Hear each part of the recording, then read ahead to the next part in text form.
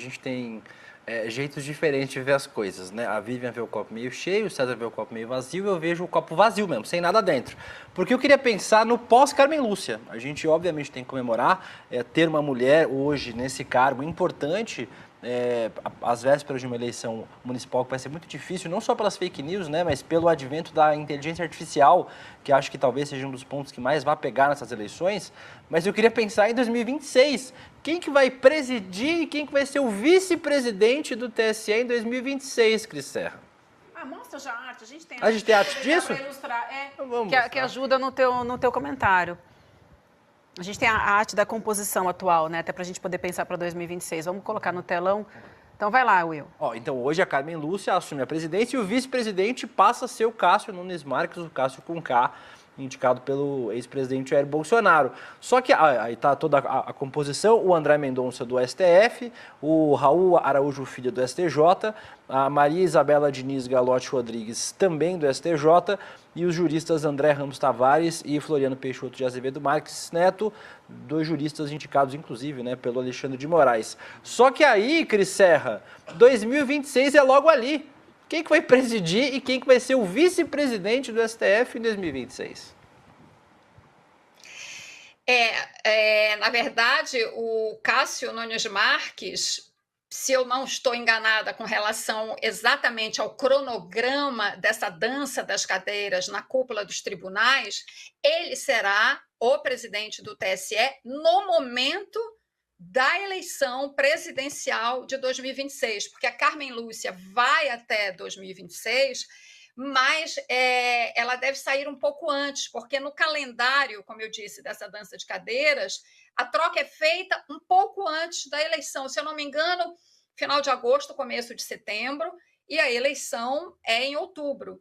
Então, nós vamos ter na presidência do TSE o Cássio Nunes Marques, que dispensa apresentações, digamos assim, indicado pelo Bolsonaro, teve uma péssima atuação na pandemia, concordando com teses negacionistas para, por exemplo, permitir, ele votou a favor da abertura de templos durante a pandemia. Essa foi uma questão muito importante em julgamento no STF, justamente no momento em que a pandemia estava no auge, a pandemia de Covid-19 estava matando brasileiros, naquele momento, na ordem de 4.000 brasileiros e brasileiras mortos por dia.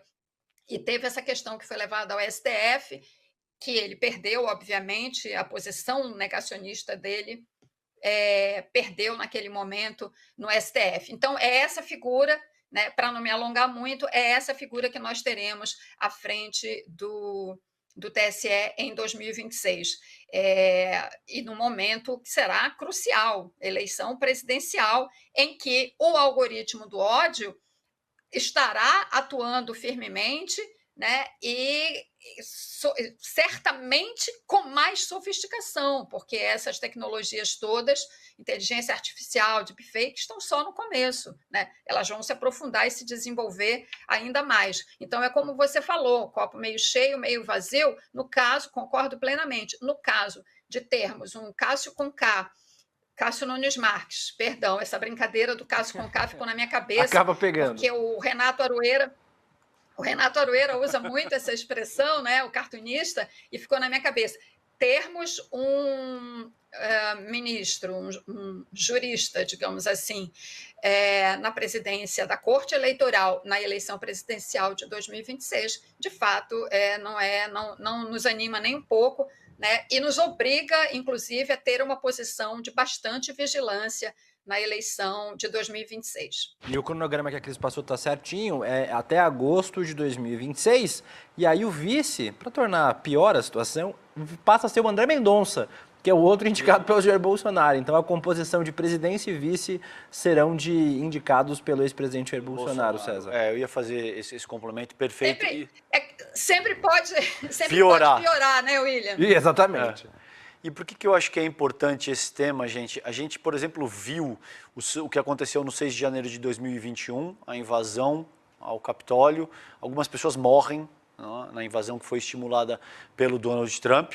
O Donald Trump está aí, concorrendo novamente à presidência dos Estados Unidos. No Brasil a coisa foi um pouco diferente. Até aqui, pelo menos, o Bolsonaro está inelegível e pode enfrentar consequências mais sérias. Tá? O fiel da balança nessa equação foi a nossa justiça eleitoral, até aqui.